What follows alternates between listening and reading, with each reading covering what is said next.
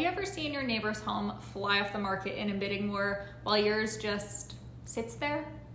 It's one of the most frustrating things that can happen when you're trying to sell, especially when you've put so much time and effort into getting your home ready for the sale. But here's the truth. Most sellers don't realize that small preventable mistakes can completely sabotage the sale, costing you time, money, and peace of mind. So whether you're planning on selling in just a few weeks, or maybe you're thinking about it for later this year, I want to walk you through the 3 biggest mistakes that I see homeowners make and exactly how you can avoid them. All right, let's start with the first one, and it's a biggie: overpricing your home. It's tempting, right? You see other listings and you think, well, mine's nicer, or we did all of these upgrades. But buyers today are super savvy.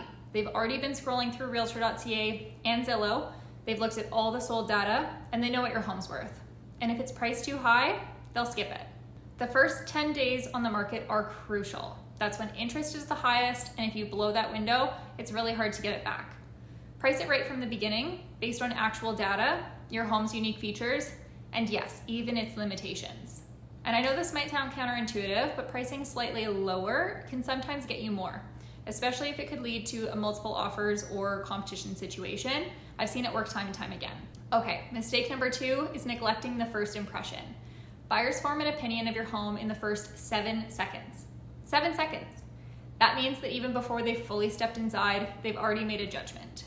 Things like messy landscaping, scuffed baseboards, weird smells, or outdated light fixtures, they can turn people off instantly, even if the bones of the home are great. So here's what I recommend. Focus on curb appeal first, clean up the yard, paint the front door, maybe add a couple of potted plants. Inside, deep clean everything, declutter, and stage the important spaces, especially the kitchen, living room, and primary bedroom. And you don't have to do a full renovation.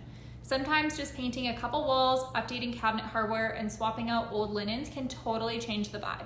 And if you're unsure what to focus on, ask your realtor for a pre-listing walkthrough.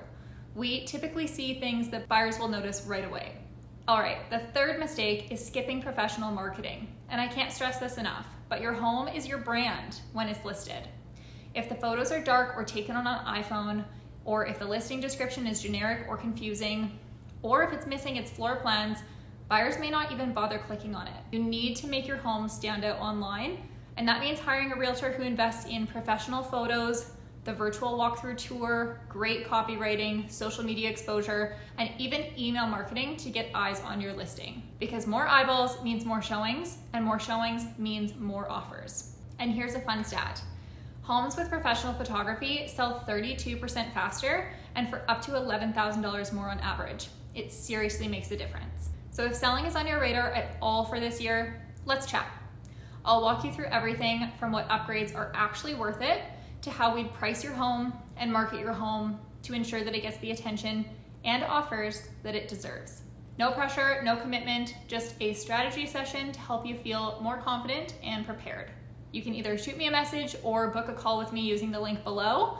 I would love to help. Thank you so much for watching this video, and I'll see you in the next one.